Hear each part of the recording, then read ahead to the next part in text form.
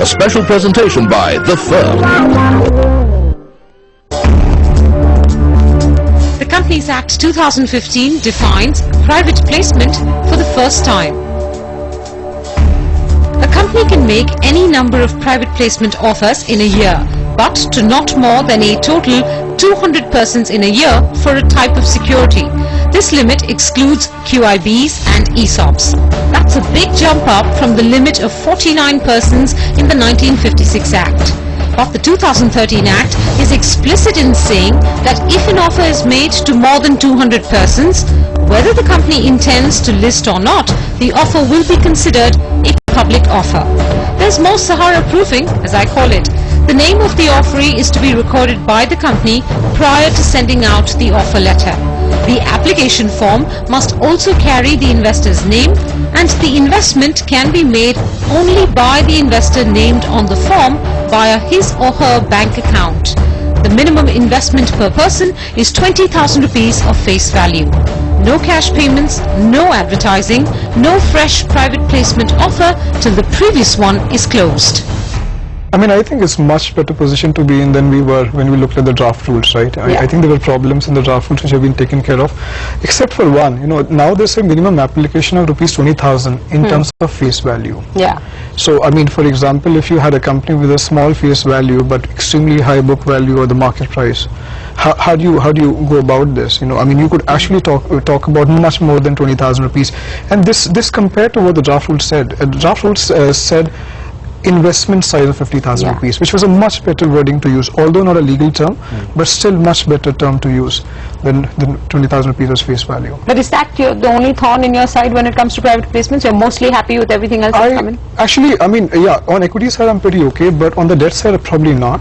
Because what they have done now is, of course, they have included all kind of securities and all kind of companies within private placement.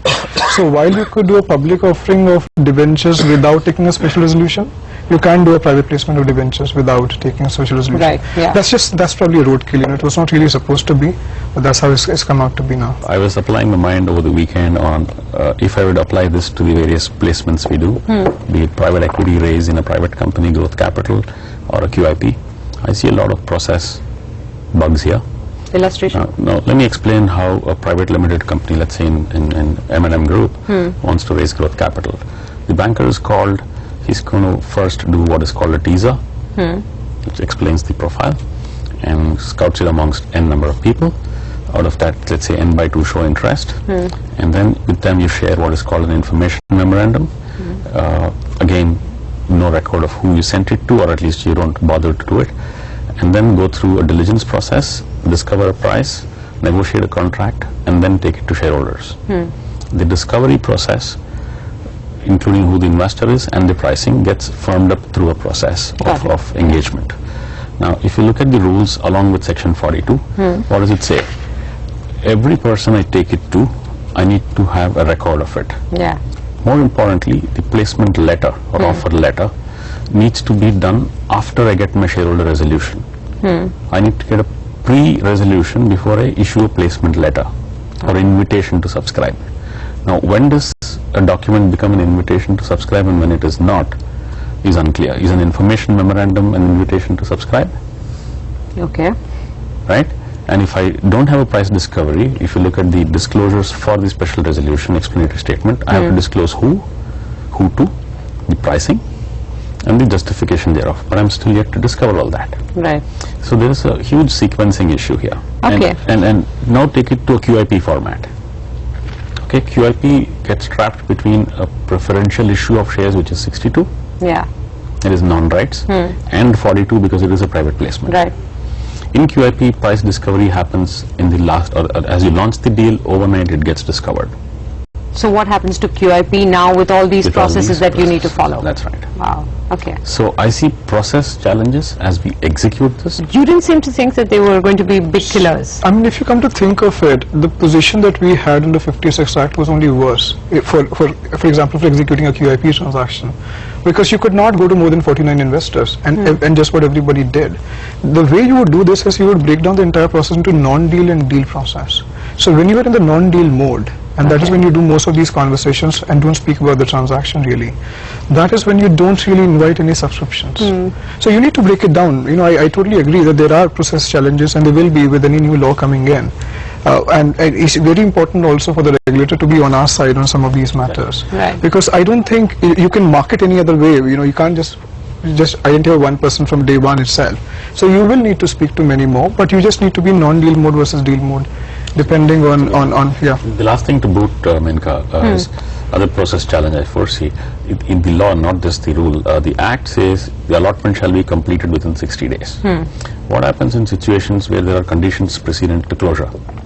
Regulatory permissions to XYZ clearance, they may take the CCI clearance, for instance, right? So it may or may not happen in 60 days, and the rules don't change that 60 days.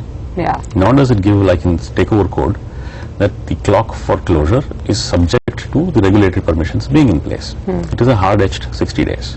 Got it. So what if I don't get them in 60 days? Now let me come to the man who does private placements. No. Are you better off because of, as Manan said, look, the 56 Act didn't really give us much to go with, so this is a substantial improvement, at least from the 200 point of view, and the process issues remain. They could have been cleaned up, but they still remain, but we got around it with 56. I go more with Manan. Yeah. Whatever has been the intent and the practice which has been done over a period of time, which is the practical one has been put in the form of legislation. So broadly I think they are getting over towards the side where intent is being converted to in terms of law. Okay. But having said that, that is where the but comes. On the other hand, the procedural issue is where I think the SEBI etc. coming and saying, yeah, this is workable, and so the first few cases are going to determine how good is this act, or how much of a bottleneck it will prove to be. I'm very hopeful it's going to be the former. It's going to be very smooth in the sense that SEBI is going to sit and look at it, because some of these are SEBI's finding being incorporated into this rule. Okay. Yeah. So Blue chip corporate said the lawyer is right and the investment banker is right. Very good. I do tend to agree with Partha. I think a lot of these concerns probably came in from SEBI's comments, and I think while a QIP transaction might be not really affected in terms of the process, if anything it's just got better, a private equity which is not SEBI regulated probably will have more challenges, given that we don't really have an offer document before you go and start marketing. In a QIP you would have, you would upload it on the website of the company and stuff. That will be a little bit more challenging than sure. equity. Yeah. We wanted to cover chapters 4 and 5, but time's up. So next week, share capital, debentures and deposits. I see it as a retrogressive step and not a positive step from a debenture point of view. From a country point of view, if it is resulting in small companies not accessing public deposits, I think it's good. You would almost think the SEBI written this act. Companies Act, a special presentation by The Firm.